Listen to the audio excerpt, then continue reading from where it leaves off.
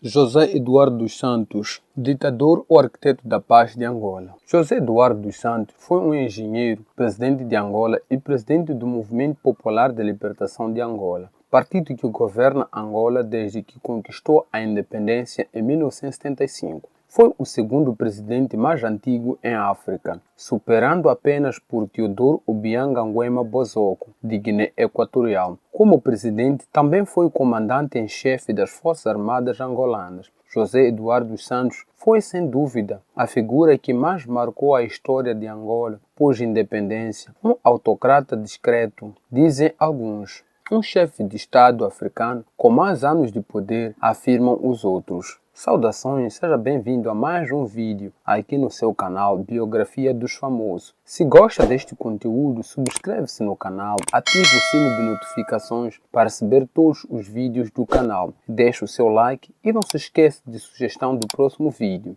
José Eduardo dos Santos nasceu no dia 28 de agosto de 1942, alegadamente no bairro Luandimo de Sambizanga. Na altura, Angola era uma colônia portuguesa e ainda não se vislumbrava qualquer movimento de libertação. Filho de Eduardo Avelino dos Santos, calceteiro e pedreiro de origem santomense, e da Jacinta José Paulino, vendedora trabalhadora doméstica. Frequentou a escola primária em Luanda, onde fez o ensino secundário no Liceu Salvador Correia, na altura a principal escola secundária do país. Ainda na escola, José Eduardo dos Santos ingressou no MPLA, que marcou o início de sua carreira política devido à repressão do governo colonial. José Eduardo dos Santos exilou-se no vizinho Congo-Brazzaville em 1961. A partir daí, colaborou com o MPLA e logo se tornou membro oficial do partido. Para continuar com a sua educação, mudou-se para Azerbaijão, que era a República Socialista Soviética do Azerbaijão, dentro da União Soviética, onde, em 1969, recebeu diplomas em Engenharia e Comunicação de Radar do Instituto de Petróleo e Química do Azerbaijão, em Baku. Iniciou a sua atividade política integrando grupos clandestinos que se constituíram nos bairros suburbanos do capital. No final dos anos de 1950, ainda estudante no liceu, José Eduardo dos Santos filiou-se ao MPA em 1958, o que marcou o começo da sua militância política anticolonial. Antes mesmo da sua afiliação ao MPLA, já tomava parte em grupos clandestinos nacionalistas que atuavam na periferia de Luanda. Em 1961, viria a abraçar a luta armada contra o colonialismo português, Movimento para a Libertação de Angola, MPLA. Cedo, José Eduardo dos Santos opta por abandonar o país, exilando-se na República do Congo. José Eduardo dos Santos abandonou em novembro desse mesmo ano e passou a coordenar na segurança de exílio a atividade da juventude do MPLA. Há que acreditar num futuro melhor. Os angolanos podem extrair tudo o que precisam do solo ou do subsolo do nosso país. Falamos durante muito tempo na diversificação da economia, mas fizemos muito pouco. Mesmo assim, vale mais começar tarde do que nunca começar. Organismo de que foi um dos fundadores e durante algum tempo vice-presidente. Em 1962, o Exército Popular de Libertação de Angola, EPLA, braço armado do MPLA, e em 1963 foi o primeiro representante oficial do MPLA em Brazzaville, capital da República do Congo. Em novembro de 1962, foi beneficiado com uma bolsa de estudos para o Instituto de Petróleo e Química de Baku, na antiga União Soviética, tendo se licenciado em Engenharia de Petróleo em junho de 1969. O intercâmbio em terras soviéticas se mostraria fundamentalmente para que o futuro fosse eleito substituto de Agostinho Neto. Depois de terminar os estudos superiores, frequentou um curso militar de telecomunicações. Isso o habilitou a exercer quando voltou para Angola, em 1970, funções no Serviço de Telecomunicações da 2ª Região Política Militar do MPLA, em Cabinda. de 1970 a 1974, neste último ano, chegou a ser promovido a subcomandante nos serviços de telecomunicações da referida região militar. Em 1974, Angola ainda era um território português. Conhecido como Estado de Angola, o Eduardo dos Santos desempenhou um papel significativo nos esforços militares finais da Guerra de Independência. Naquele momento, é designado membro da Comissão Provisória de Reajustamento de Frente Norte, responsável das finanças da segunda região, sendo um dos líderes em exitosa campanha Miconja-Cabinda, que garantiu a província de Cabinda para a iminente Angola independente. Em setembro de 1974, uma reunião realizada no México, foi eleito membro do Comitê Central e do Bureau Político do MPLA. Em junho de 1975, passou a coordenar o Departamento de Relações Exteriores do MPLA. Se está a gostar deste vídeo, em particular, deixa o seu like. Em junho de 1975,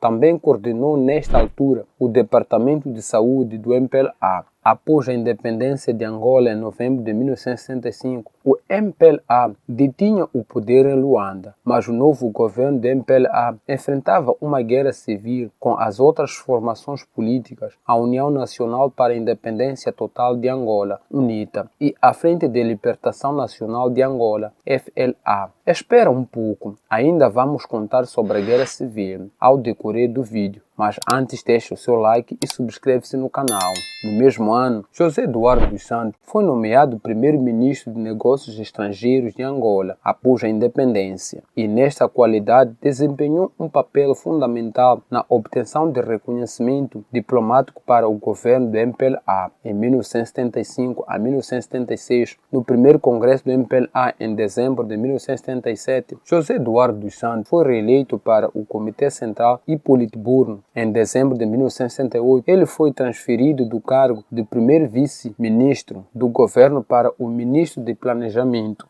Após a morte do primeiro presidente de Angola, Agostinho Neto, a 10 de setembro de 1969, José Eduardo dos Santos foi eleito presidente do MPLA a 20 de setembro de 1979, tendo tomado posse como presidente de Angola e comandante em chefe das Forças Armadas a 21 de setembro. Em 9 de novembro de 1980, foi também eleito presidente da Assembleia Popular. A guerra civil contra os rebeldes da União Nacional para a Independência Total de Angola, UNITA, constituiu o maior quebra-cabeça para o regime angolano e também para José Eduardo dos Santos. A UNITA, liderada por Jonas Savimbi, apoiado pela África do Sul e pelos Estados Unidos, nunca reconheceu o planejamento e legitimidade do MPLA como governo ou governante de Angola e descendeu vários conflitos armados ao longo dos anos para manifestar a sua oposição. A guerra também foi marcada por intensa intervenção estrangeira, uma vez que a União Soviética e Cuba apoiavam o governo do MPLA e os Estados Unidos e África do Sul apoiavam a UNITA, como forma de limitar a expansão da influência soviética na África. A 29 e 30 de setembro de 1992, após 6 anos de combate que mataram cerca de 300 mil pessoas, realizaram-se eleições em Angola sob supervisão das Nações Unidas.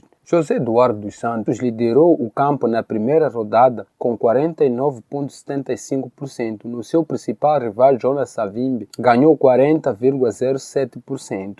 De acordo com uma Constituição adaptada no início desse ano, uma vez que Dos Santos terminou pouco antes de uma maioria absoluta, ele precisaria de ganhar o segundo turno contra Savimbi para se tornar o primeiro presidente constitucionalmente de Angola. Este segundo turno nunca aconteceu, pois a UNITA declarou que não conhecia a eleição. Começou então uma guerra de 3 dias, durante o qual ocorreu o massacre de Hulwan, quando dezenas de milhares de manifestantes da UNITA foram mortos em todo o país pelas forças do MPLA. Savimbi decidiu então desistir das eleições, alegando fraude eleitoral e imediatamente retomou a guerra civil. Enquanto isso, José Eduardo dos Santos permaneceu no cargo. Em 1993, enquanto Savimbi e a UNITA se recusavam a ceder o território conquistado em batalha, os Estados Unidos, envolvidos na resolução de conversações de paz entre os dois partidos e líderes rivais para elaborar um acordo de partilha de poder. decidiram retirar o apoio à UNITA e reconhecer oficialmente Eduardo dos Santos e o governo do MPLA como órgão oficial do governo em Angola. Deste modo, José Eduardo dos Santos manteve em funções, mesmo sem legitimidade constitucional, dirigiu pessoalmente uma intensa atividade diplomática que culminou no reconhecimento do governo angolano pelos Estados Unidos em 19 de maio de 1993 e, a seguir, no reconhecimento pela maioria parte dos países, recebeu o grande colar da Ordem Militar de Santiago da Espada, a 16 de janeiro de 1996. Antes de falarmos da morte de José Eduardo dos Santos, pode subscrever-se no canal. A morte do líder da UNITA, Jonas Savimbi, em fevereiro de 2002, permitiu a retoma do processo de paz. Em 4 de abril, o exército angolano e os rebeldes concordaram com o cessar-fogo e a paz foi oficialmente declarada em 2 de agosto, embora reconhecida como partido político oficial pelo governo angolano. A UNITA concordou em desmobilizar as suas forças armadas, composto por 50.000 combatentes, e concordou com a sua integração nas Forças de Segurança Nacional. Na sequência dessa decisão, o Conselho de Segurança da ONU reabriu os escritórios das Nações Unidas em Angola e estabeleceu a emissão das Nações Unidas em Angola, destinada a consolidar a paz no país. A Guerra Civil Angolana terminou em 2002, com a morte violenta de Jonas Savimbi, a 22 de fevereiro, e a assinatura de acordo de paz no dia 4 de abril do mesmo ano, chegando deste modo a pôr término os 27 anos de guerra civil, uma vez que continuou a haver em Cabinda uma resistência contra a integração daquele enclave no Estado angolano.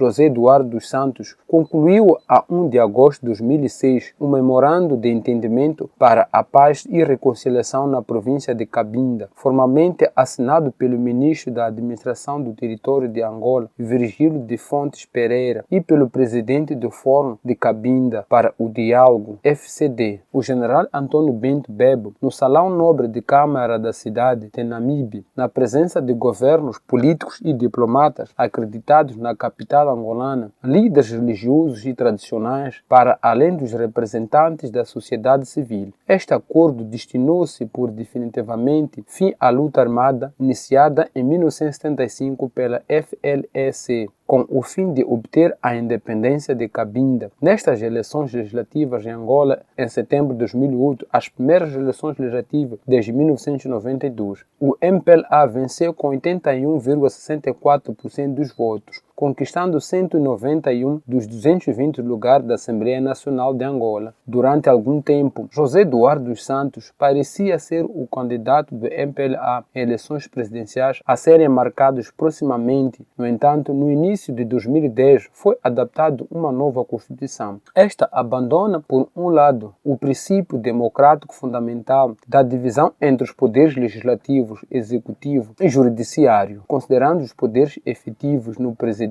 Por outro lado, esta Constituição já não prevê eleições presidenciais, mas um mecanismo pelo qual o presidente do partido mais votado se torna presidente do Estado. José Eduardo dos Santos supostamente sofreu uma tentativa de assassinato em 24 de outubro de 2010, quando um veículo tentou bloquear o seu carro quando voltava da praia com a família. A escolta presidencial abriu fogo, matando 2 indivíduos e recuperando várias armas. O incidente não foi confirmado por nenhuma outra fonte. Em início de 2010 foi adotada nova Constituição que abandonou as eleições presidenciais, introduzindo um mecanismo que prevê as eleições ao cargo do presidente, do cabeça de lista do partido político ou coligação de partidos políticos mais votados no quadro das eleições gerais. No dia 30 de agosto de 2012, decorreu eleições gerais ganhas pelo MPLA e, de acordo com a Constituição aprovada em 2010, José Eduardo dos Santos, como número 1 da lista eleitoral do MPLA, foi automaticamente eleito presidente da República, legitimando desta forma a sua permanência no cargo por um período de mais de 5 anos e tendo a sua investidura realizada no dia 26 de setembro de 2012. Eduardo dos Santos permitiu que uma economia de mercado parcial surgisse à medida que o colapso da União Soviética estava em andamento. Eduardo dos Santos posteriormente abandonou completamente o marxismo-leninismo e permitiu que as empresas ocidentais investissem nos principais campos petrolíferos de Angola. Apesar da situação econômica e financeira difícil que o país viveu, sobretudo a partir de 2013, com a baixa assinalável do preço do petróleo no mercado internacional. Isso obrigou-nos a reajustar o nosso programa de governo. Angola tornou-se o segundo maior produtor de petróleo da África e o terceiro maior produtor de diamantes durante o mandato de Eduardo dos Santos. Em novembro de 2006, Eduardo dos Santos cofundou a Associação de Produtores de Diamantes dos Países Africanos, uma organização de aproximadamente 20 nações africanas fundada para promover a cooperação do mercado e o investimento estrangeiro na indústria africana de diamantes. Apesar dos recursos naturais do país, a maioria dos angolanos permaneceu na pobreza. Na altura de morte de Eduardo dos Santos, em 2022, poucos anos depois de ter deixado o cargo, mais de metade dos mais de 30 milhões de angolanos subsistia com menos de $1,90 por dia. Eduardo dos Santos supervisionou uma cleptocracia com grandes quantidades de riqueza desviadas para a família do Eduardo dos Santos. O sucessor de Eduardo dos Santos, João Lourenço, estimou em 2020 que mais de 24 bilhões foram roubados ou desviados sob o comando de Eduardo dos Santos, supostamente por meio de desvios de receitas de petróleo, patrocínio e contratos governamentais. Eduardo dos Santos anunciou em 11 de março de 2016 que planejava se aposentar em 2018. A data em questão significaria que ele deixaria o cargo após as próximas eleições, marcadas para 2017.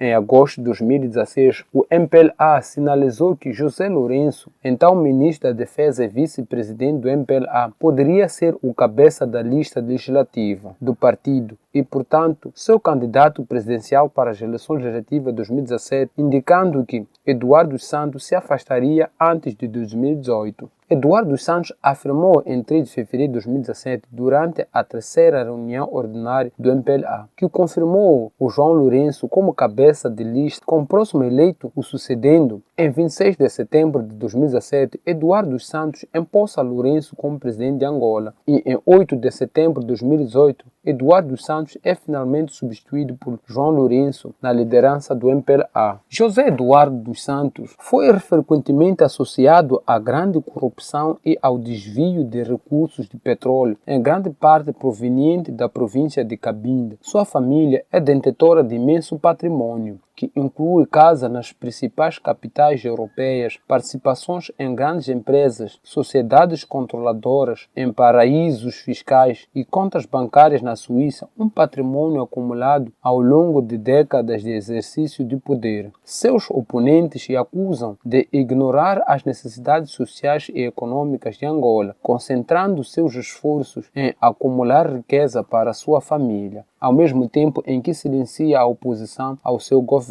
Em 2012, cerca de 70% da população angolana vivia com menos de $2 por dia, enquanto Eduardo dos Santos e sua família acumularam uma imensa fortuna, que inclui participações nas principais empresas do país, bem como as grandes empresas estrangeiras. Eduardo dos Santos enriqueceu desde que assumiu o poder, mas acumulou uma enorme quantidade de bens, sobretudo depois da abertura de mercado. A partir de cessar-fogo de 1989 a 1992, quando grande parte da economia do país foi parcialmente privatizada, ele assumiu o controle de diversas empresas emergentes e apoiou ofertas públicas de aquisição de várias outras companhias de exploração de recursos naturais. José Eduardo dos Santos e o regime que representava tornaram-se alvo de protestos políticos por parte dos jovens angolanos desde fevereiro de 2011. Uma grande manifestação pública realizada em Luanda, no início início de setembro de 2011, foi reprimida pela polícia, com dezenas de pessoas detidas e vários manifestantes feridos. A contestação ocorre sob outras formas, inclusive pelo Kuduro Rap através de redes sociais da internet. No dia 23 de junho de 2022, precisamente em Barcelona, José Eduardo dos Santos sofreu uma paragem cardiorrespiratória após ter socorrido por uma equipe médica. Foi encaminhado para um hospital nesta cidade espanhola, tendo sido internado na unidade de cuidados intensivos, onde viria a falecer. Quando ainda o antigo presidente angolano se encontrava hospitalizado, os filhos tinham agradecido o reconhecimento, o alto grau de estima e o interesse expressado pela sua saúde e bem-estar, bem como a importância histórica que muitos angolanos e africanos reconhecem ao engenheiro José Eduardo dos Santos, ex-presidente da República de Angola. Se chegou até aqui, subscreve-se no canal, ativa o sino de notificações para ser notificado sempre que lançamos um vídeo novo. Não se esqueça do seu like e pode sugerir um vídeo nos comentários. Nos veremos no próximo vídeo.